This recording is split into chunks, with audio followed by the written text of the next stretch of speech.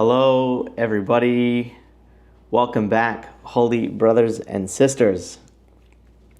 It's been a few weeks, but Baruch Hashem, it is great to be back. I've been traveling.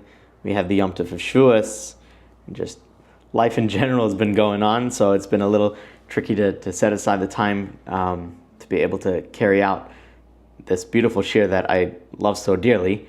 So Baruch Hashem, it is good to be back, and we're here again, continuing on the journey through Chayei Moharan. Since we last gathered, something really incredible has happened.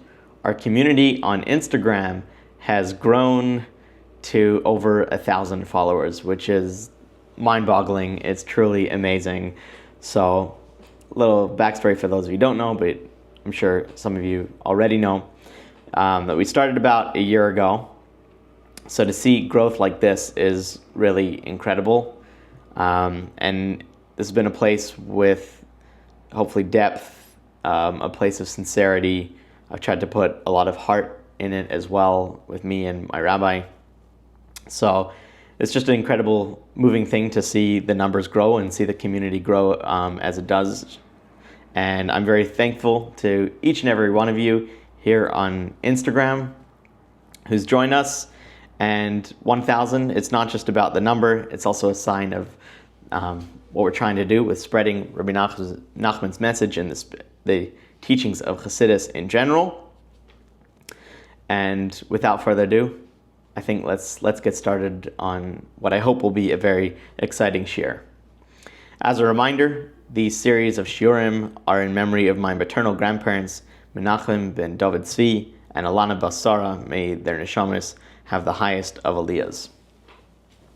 A quick recap. Last shiur, we explored deep ideas from lesson 116 of Chayei Moharan. There, we were exposed to metaphors of the sun, the power of speech, a little bit about the tzaddik's role in uplifting fallen letters, and how joy and dancing can literally soften harsh decrees and judgments. We also reflected on the historical backdrop of the 1804 decree of conscription, which was taking young Jews from their homes, young male Jews, and conscripting them into secular armed forces in the region. We also saw Rabbi Nachman's spiritual response to this through joy, resilience, and emunah.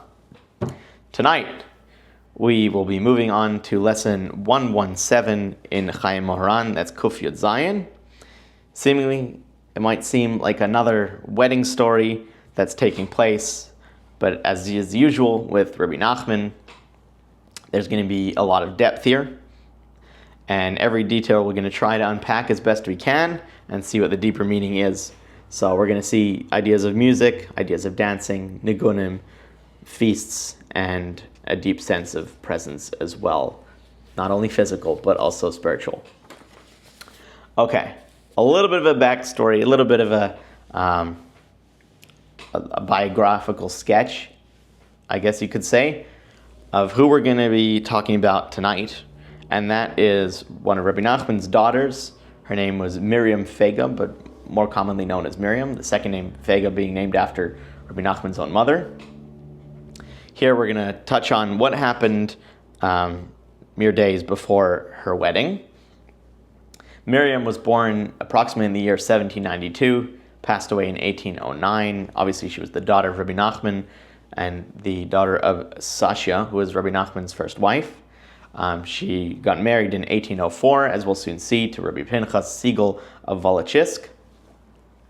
And it's not so commonly known, but she did merit to have two kids. One was named Gershon and the other was named Leah.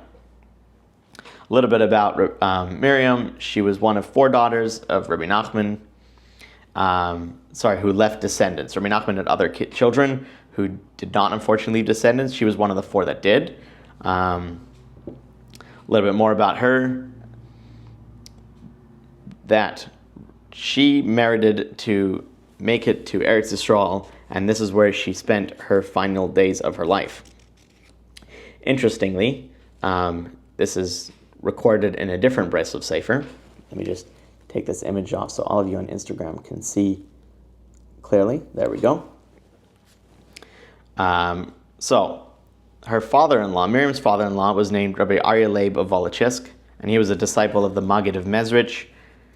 The Maggid of Mezrich, as many of you might know, he was the Hasidic master who took the mantle of leadership following the Baal Shem Tov's passing. So her father-in-law was a student of the Maggid, and he also yearned to be able to get to Eretz Yisrael. And another one of Rabbi Nachman's mechotanim, i.e. one of the people that Rabbi Nachman's children married into, that was their father-in-law. He was named of Rabbi Avram Dov of Chmelnik. He mocked the idea of longing to go to Eretz Yisrael without action, and he said, it's so simple to go to Eretz Yisrael, just get the money and go. And Rabbi Nachman responded, no, it's not that simple. There has to be a yearning to be able to get there. You can't just get the money and go. There has to be a sense of yearning.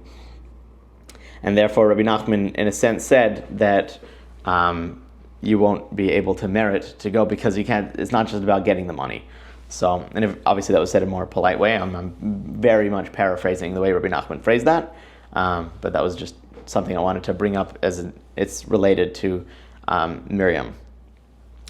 So, let's instead, because we will touch on a little bit more about Miriam and how she got to Eretz Yisrael in a different story, in a different time in Chayei Moharan. Instead, let us go straight in to talking about what is happening in this week's lesson of Chayei Moharan. This is going to be a juicy one. Here we go. If you are looking inside, we are on page Kuf Mem Vav here. This is the Hebrew version. And if you are looking inside on the English, by the BRI version of Tzaddik, we are going to be on page 51. So here we go. Top of Kuf Yud Zayin. Bishnas Tov Kuf Samach Hey Asa Nisun Lebita Miriam Zechon Lebracha Bekilas Kodesh Wawltchisk. In the year 5565, which is also the year 1804, Rebbe Nachman made a wedding for his daughter in the city of Wawltchisk. Obishabes Lifnei HaChasana Shikorin Farshbil, and the Shabbos before a wedding, as it's known in Jewish circles, otherwise by the men, it's called the Ofruf. That's when the Chatan, the groom, gets called up to the Torah. And on the girl's side, on the bride's side, it's by many people, it's known as the Shabbos Kala, but also known in many Hasidic circles as a Forshbil, i.e. a prelude. The Chatan and Kala, the bride and the groom, they're not allowed to see each other for the week leading up to the wedding. And the Shabbos before a wedding comes with many brachas and can bless their entire marriage, and therefore it's a very, very special day. And here, this is what's taking place in our lesson today. And when did this take place? Shahaya b'Parshas Noach b'Rosh Chodesh Cheshvan. This was on the Parsha, the Torah reading of Noach, and this took place on the start of the month of Cheshvan, Rosh Chodesh Cheshvan. What happened on that day? Hayam Marake Kol Yom Kuloi. Rabbi Nachman, he was dancing mamish the entire day. V'Rakudin Ka'elu La'nir Mimenu Mishum Pam Kamoisan, and we have never seen dancing like this, describes Rebbe Nachman. Ki az haya maraki k'mal kolim, he was dancing the entire day. Amay shahaya az ba'os haShabbos efsha lavar l'saper, and what took place is truly, really difficult to describe or explain. Now, something really interesting I was noticing happens in my sefer here. There's a line that's missing, which is really odd. And I've looked in other versions of Chayei Moharan, and it's there. Somehow, I don't know, my copy, it's not there. It's here in the English, and it is in other versions as well. So, I can say it on the outside. I don't believe I printed the Hebrew. But what is basically just being said here is that when it came time for davening on that Shabbos, what Rabbi Nachman did is that he prayed with a scarf tied around of his waistcoat. That's simply what's being said here. Either it could be that something was missing here on purpose, and it was like purposely left out of the sefer for reasons beyond me, or it was just something that might have been accidentally left out of printing. We might never know. However, I was thinking about it a little bit and considering perhaps why it might have, if it was censored, perhaps why that might have been left out. The only reason I could really think of is perhaps because it's focusing on some sort of physical element about Rabbi Nachman. Famously, there are no images, pictures, or paintings of what Rabbi Nachman looked like. There's very little physical description of what he looked like.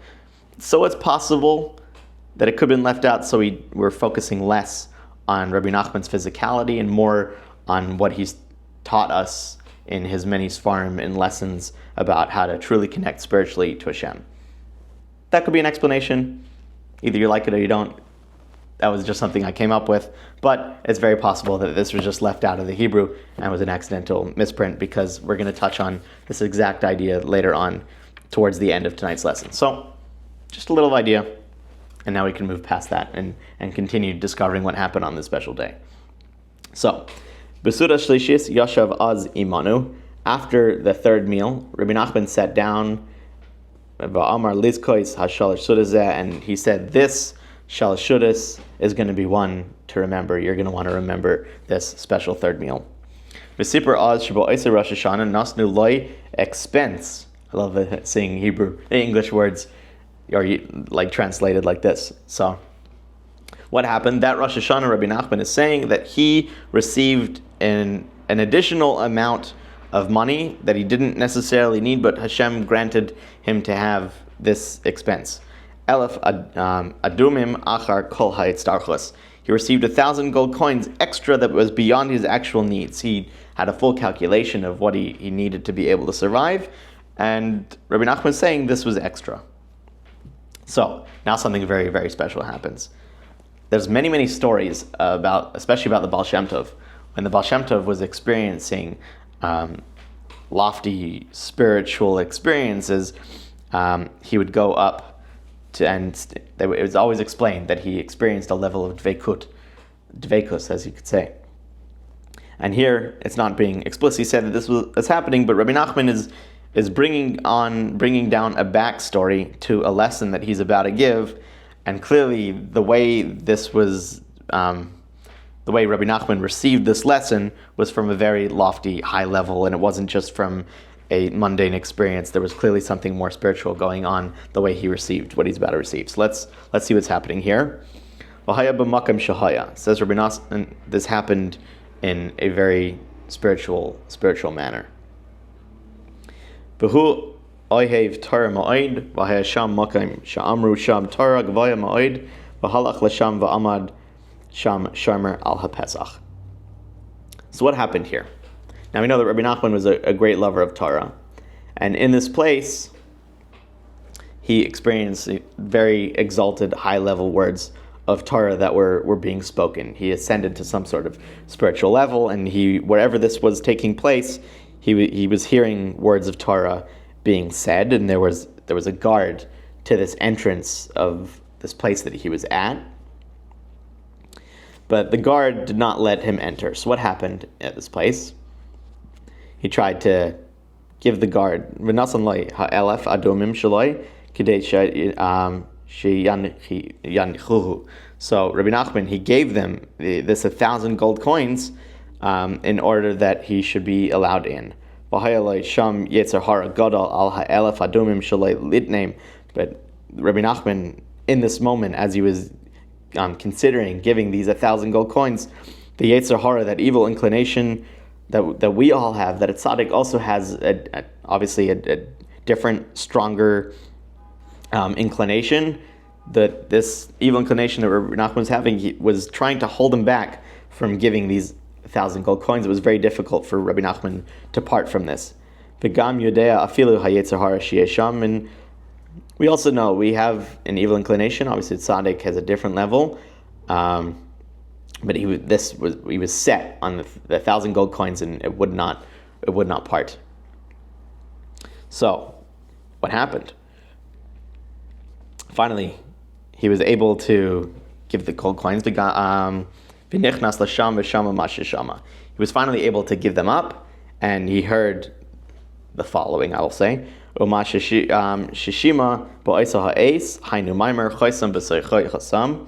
This lesson that Rabbi Nachman heard was given in the same period of what's called a seal within a seal, which is Rebbe Nachman's lesson in Chayei Moharan of 122, which is based on this exact story. You can see that at another time. It wasn't something I exactly wanted to touch on tonight in terms of the content that we have to get through. But this story that took place is based on this teaching that he heard in that place, and it's only a tiny portion of what Rabbi Nachman heard that he decided to and choose to give over, but still, nonetheless, that lesson is based on this spiritual story and spiritual experience. Okay, so what else happened on this very special Shabbos? On this very special Shabbos, V'amar az haTorah, Rabbi Nachman also said the following lesson: V'yomer Hashem salachti kidvarecha roshei tevis koisi. Rabbi Nachman taught a very famous lesson, which is called V'yomer Hashem salachti kidvarecha. Interestingly, this was from last week's Parsha as well, Parsha Shlach. So that was very, very cool. And there's an abbreviation in the forewords of V'yomer Hashem salachti kidvarecha, which spells out koisi, my cup, kuf vav samach yud. I actually created a little table for you to see here. V'yomer Hashem salachti kidvarecha. We see the chaf, vav, samach, and yud, the lines all leading up to how this abbreviation is formed. So, we'll touch on a little bit towards the end of the lesson of what 177 of Rabbi Nachman's Chayei Moharan is touching on. So we'll get that towards the end, hopefully. Right now, let's just continue going through Chayei Moharan as we see it here. Shenidpas mizeh rak rashi prokim b'siman kuf ayin zayin b'Chayei Moharan chelik aleph. And this can be seen in Chayei Moharan in 177. So, Vani pasakti az loimer kaddish al imi zerchoin levracha. Rabbi Nachman, there's a little bit of the backstory that he was saying kaddish for his mother who had passed away the year before.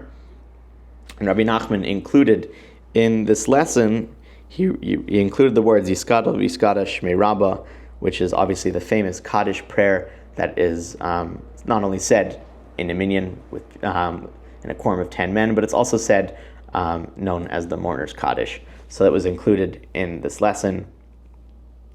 And V'goydal hasimcha shahaya az yi'ef shalasaper asher mishiroy azais. So there was also this really great joy that was really difficult for to be able to describe what was happening at that stage, but happy are those who was able to see it. So, continuing on, Ba'isa Shabbos, Shasami at Yayin Machmas Simcha Nisuin. On that Shabbos, Rabbi Nachman also had a little bit of wine to drink, as is customary when you're celebrating at Simcha, when you're celebrating an upcoming marriage. It's customary to drink a little bit of wine, be a little bit of a simcha. It's a happy occasion, and therefore Rabbi Nachman drank just a tiny bit.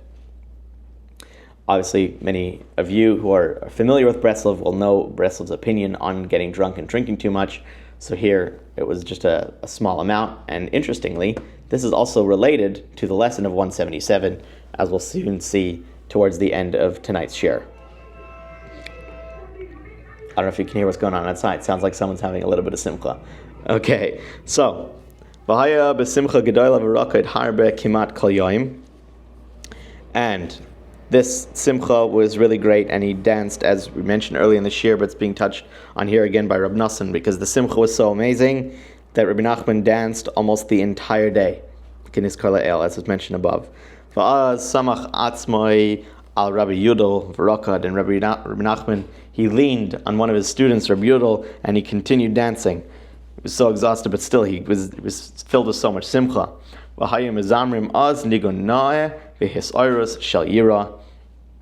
And he began singing this really beautiful niggun with inspiration and awe. And he was dancing while listening to this niggun.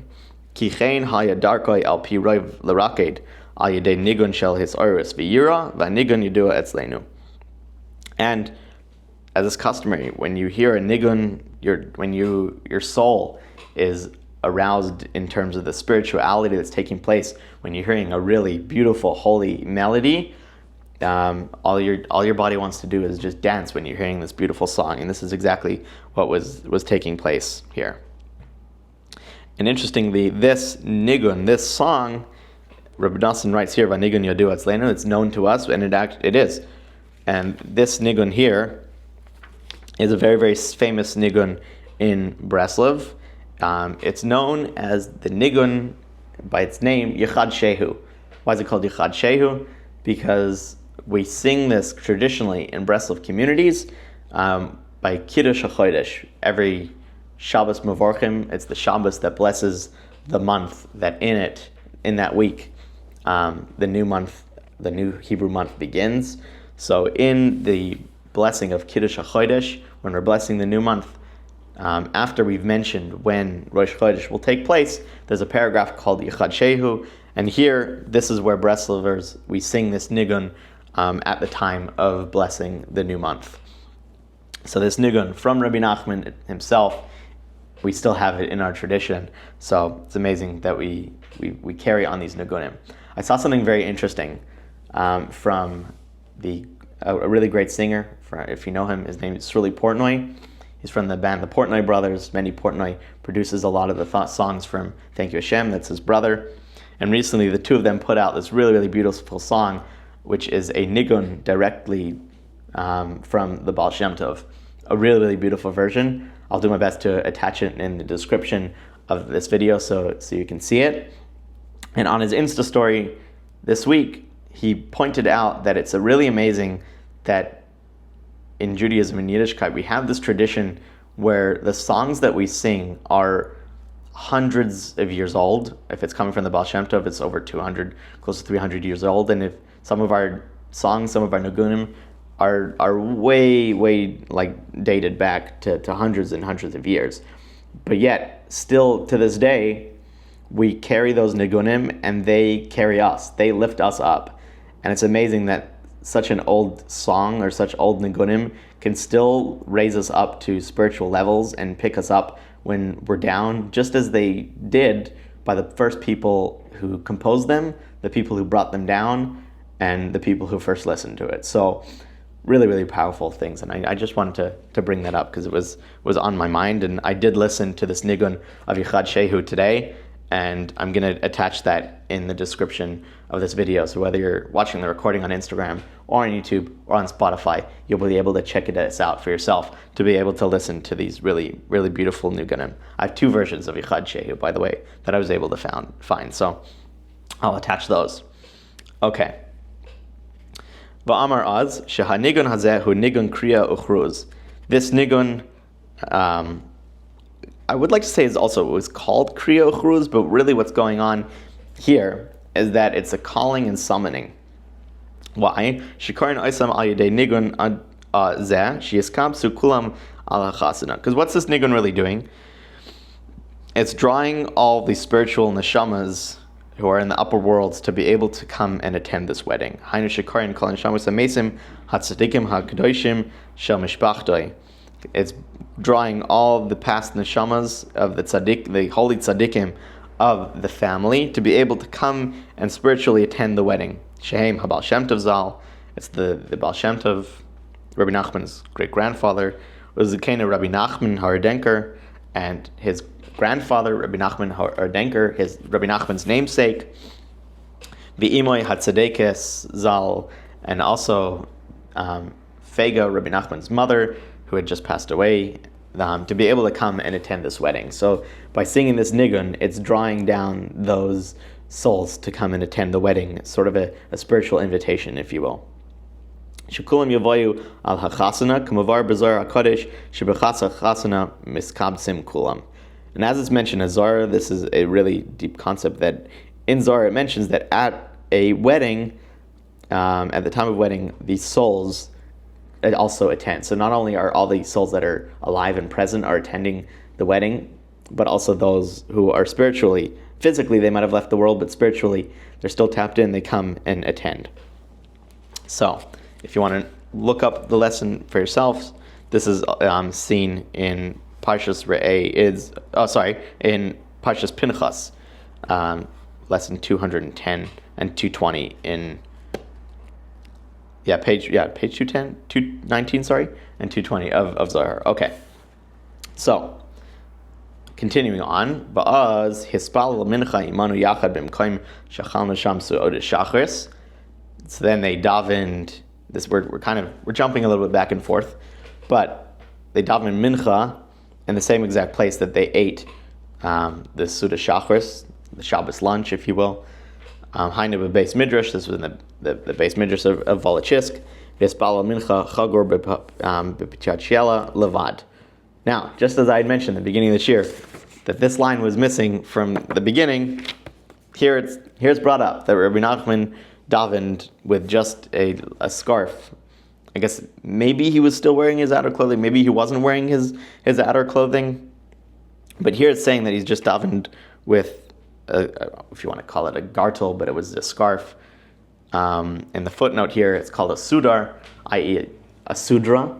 If many of you have seen the sudras are coming back. The sudra, I don't like calling it a Jewish keffiyah because it is not.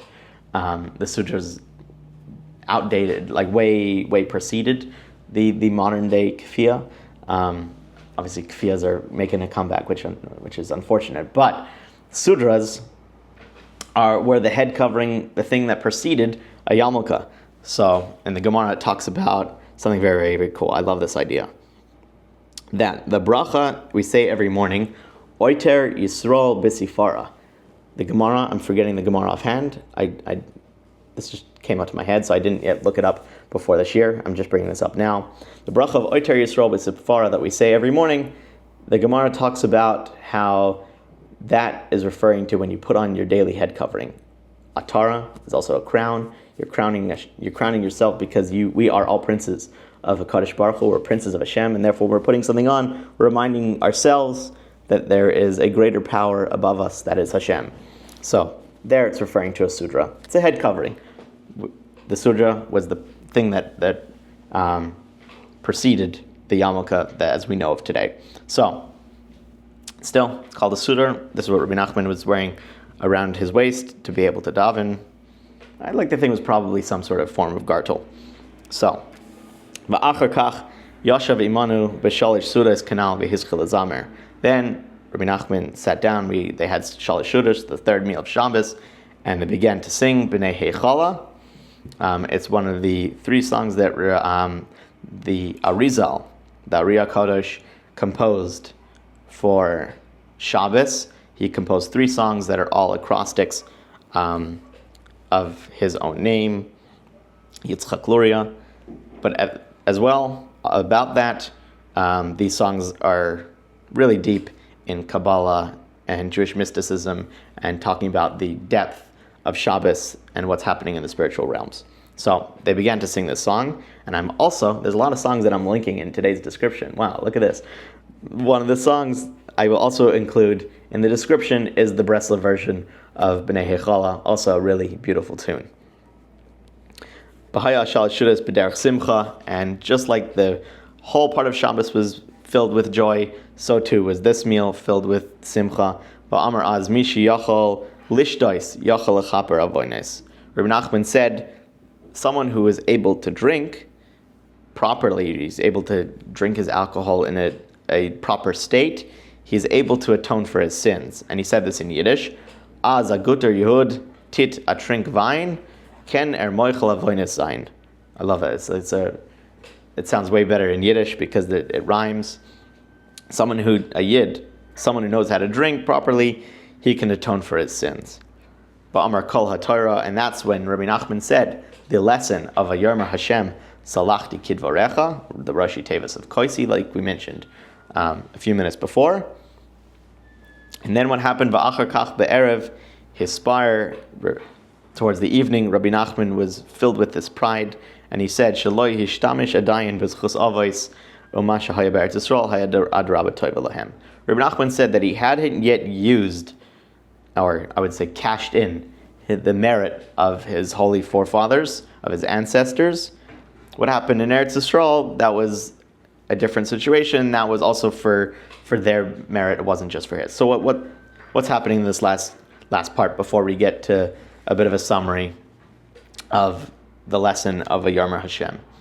So in spiritual realms, obviously we do this daily when we daven Shemona Esrei 3 times a day, where we say Elokei Avraham, Elokei Yitzchak, Elokei Yaakov.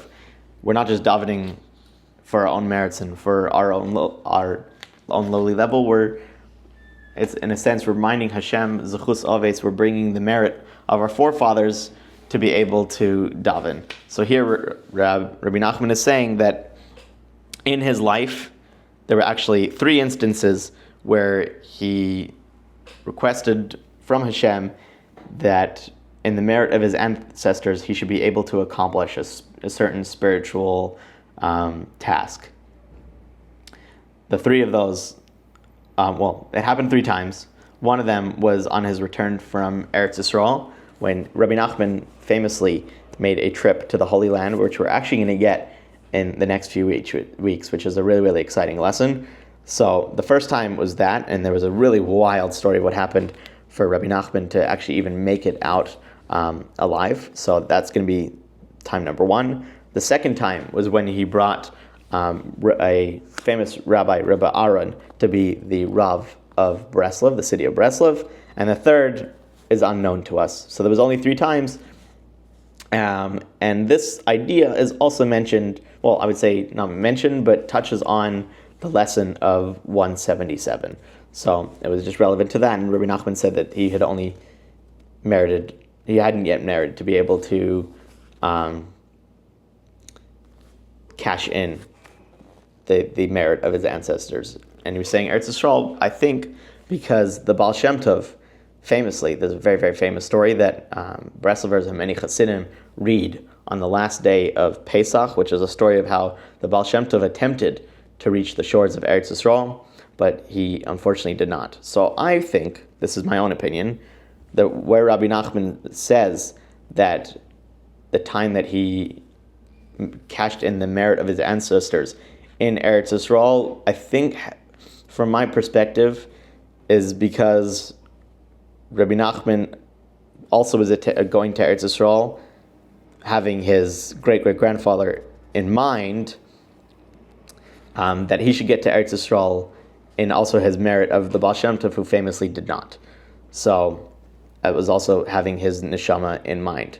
So it's possible that the reason why he cashed that in says, I'm not just going on this journey for myself, I'm also going on this journey on behalf of the Baal Shem Tov, who didn't merit to make it there.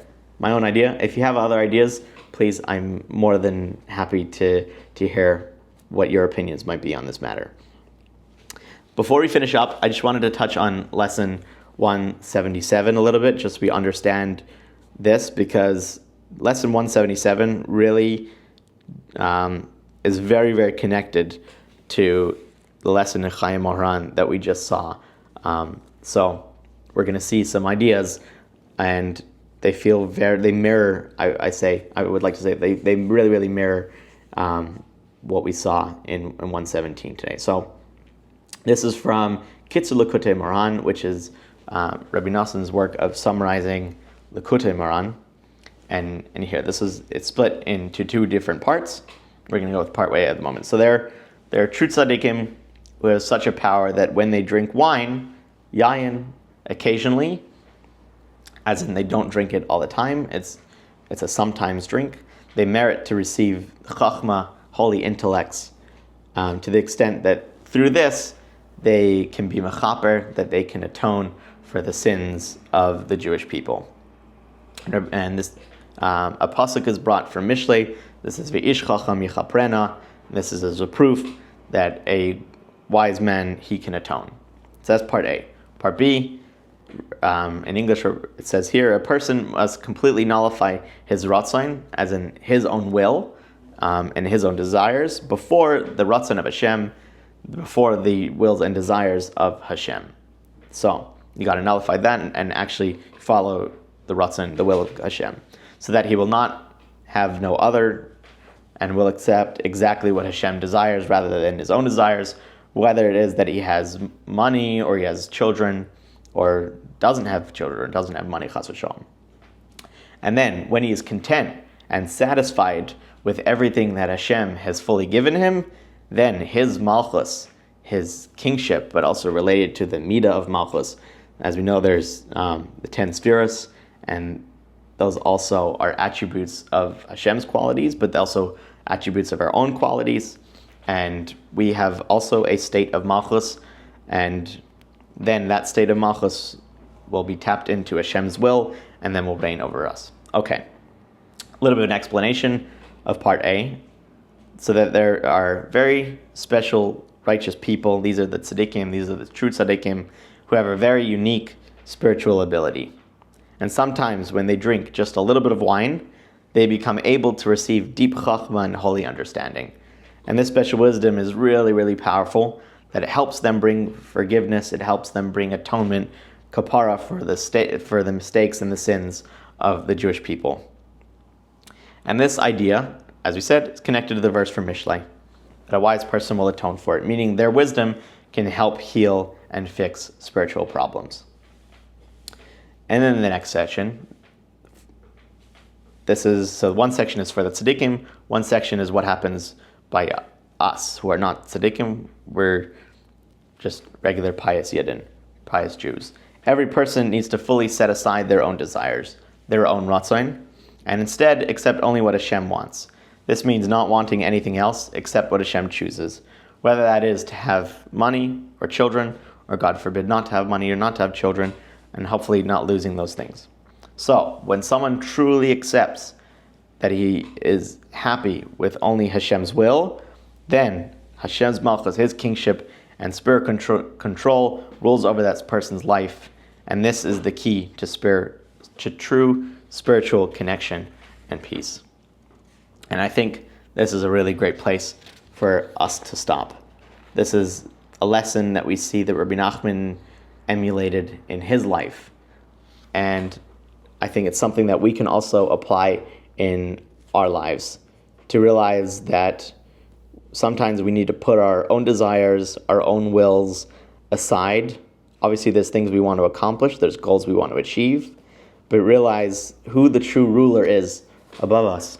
We wear yarmulke for men, so we know who's above us, and that is Hashem. So we must put our own desires aside and realize, what does Hashem want from me in this moment?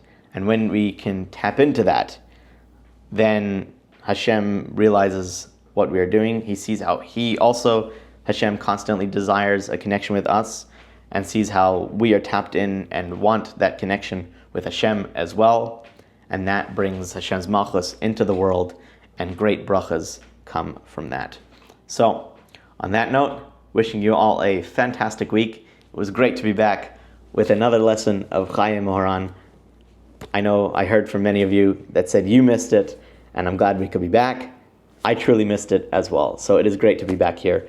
And God willing, with Hashem's help, we could be back to being a little bit more consistent as well. So, wishing you all a beautiful week, and I will see you all in the next lesson of Chayei Moharan, which will be your shiur number 17, covering the topic of Kuf Yud Ches 118 in Chayei Moharan. See you all then.